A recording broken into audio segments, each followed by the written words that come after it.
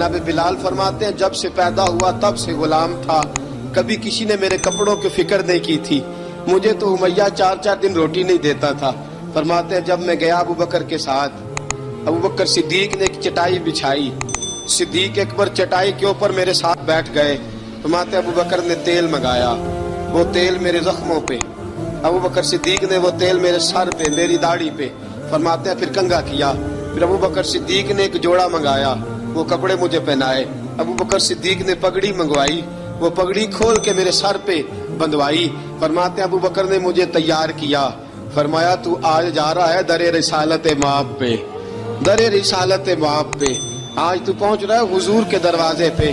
وہ کسی شاعر نے تو بڑی شاندار بات کی، اس نے کہا بڑی امید ہے سرکار قدموں میں بلائیں گے، کرم کی جب نظر ہوگی مدینے ہم بھی جائیں گے، اگر جانا مدینے میں ہوا ہم غم کے ماروں کا، مکینے گنبد خضرا کو حال دل سنائیں گے۔ حضرت بلال حبشی رضی ان کے دل میں بڑی امنگ تھی، آج جاؤں گا در رسالت مآب پہ۔ ملا رومی لکھتے ہیں کہ جناب سیدنا صدیق اکبر نے سجایا سوارا، جناب بلال کے آنسو رکتے ہی نہیں۔ کہا باپ ہوتا ہے جو خدمتیں کرتا ہے، میں نے آنکھ کھولی تو باپ کا سایہ تو میں نے دیکھا ہی نہیں۔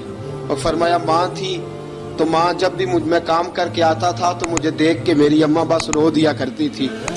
2-3 بہنیں تھیں، اور حضرت بلال فرمانے لگے ان بہنوں کو میں دیکھتا تھا تو وہ میرا حال دیکھ کے روتی تھی، اور جب وہ مجھے دیکھتی تھی تو میں رو دیا کرتا تھا۔